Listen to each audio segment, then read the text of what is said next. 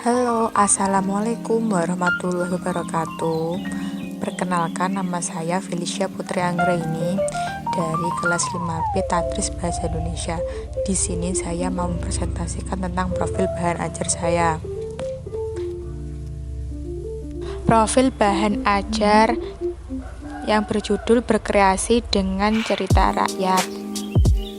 Keunggulan dari bahan ajar yang akan saya kembangkan. 1. Bahasa yang digunakan dalam bahan ajar akan mudah dipahami oleh peserta didik. Selanjutnya, harga terjangkau, bisa dibuat untuk berulang-ulang pemakaiannya, dan mudah diperoleh. Yang ketiga, mudah dipelajari dimanapun peserta didik berada.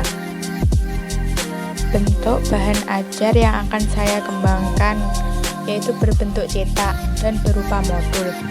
Selanjutnya adalah pengertian dari cerita rakyat atau hikayat. Pengertian cerita rakyat atau hikayat adalah suatu prosa yang menceritakan keajaiban tokoh atau peristiwa yang bersifat fiktif dan menggunakan bahasa Melayu sebagai bahasa utamanya. Struktur 1. Abstraksi. Abstraksi dalam cerita rakyat atau hikayat berisi tentang isi cerita yang akan dikembangkan menjadi berbagai peristiwa yang sering disebut dengan gambaran awal sebuah cerita. 2. Orientasi berisi tentang keterangan waktu, tempat, dan suasana dalam sebuah cerita. 3. Komplikasi. Komplikasi di sini berisi tentang urutan berbagai kejadian yang dihubungkan sesuai sebab akibat. 4. Evaluasi. Evaluasi di sini tentang penyelesaian sebuah cerita rakyat. Yang kelima, resolusi. Resolusi di sini menjadi bagian dari cerita rakyat yang berisi berbagai solusi pengarang terhadap suatu permasalahan yang dialami tokoh dalam cerita rakyat ini. 6. Koda.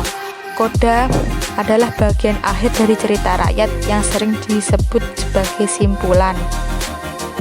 Ciri kebahasaan. 1. Penggunaan konjungsi. Konjungsi bisa disebut juga sebagai kata penghubung. Konjungsi banyak dipakai dalam teks hikayat. Penggunaan konjungsi di sini terdapat pada awal kalimat. Dengan adanya konjungsi, teks menjadi lebih menarik dan setiap kalimat terhubung dengan baik. 2. Kata arkais. Kata arkais adalah kata yang banyak dipakai pada zaman dahulu. Kata arkais biasanya dipakai untuk awalan berbagai istilah dan penggunaan kata arkais sering ditemukan dalam kaidah teks hikayat. 3. Gaya bahasa. Gaya bahasa adalah satu teknik untuk memanfaatkan kekayaan bahasa untuk memperluas sebuah karya sastra.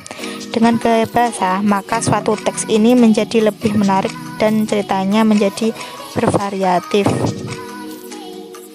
Selanjutnya adalah kompetensi dasar yang akan saya kembangkan. Ini adalah kompetensi dasar yang akan saya kembangkan, yaitu KD 4.8 mengembangkan cerita rakyat atau hikayat ke dalam bentuk cerpen dengan memperhatikan isi dan nilai-nilainya. Ini adalah kegiatan pembelajaran yang akan saya gunakan. 1. Pendidik membagi kelompok kecil. Yang kedua, pendidik membacakan hikayat atau cerita rakyat. Yang ketiga, peserta didik mengidentifikasi alur hikayat. Yang keempat, peserta didik membandingkan alur hikayat dengan cerpen. Yang kelima, peserta didik mencari referensi untuk meningkatkan pemahaman tentang penggunaan alur pada hikayat dan cerpen. Yang keenam, peserta didik menceritakan kembali isi hikayat ke dalam bentuk cerpen. Yang ketujuh, peserta didik mempresentasikan hasil pekerjaannya dan peserta didik lain memberikan tanggapan mengenai hasil pekerjaan yang dipresentasikan temannya. Ini adalah penilaian rubriknya. Terima kasih sudah melihat profil bahan ajar yang saya sajikan.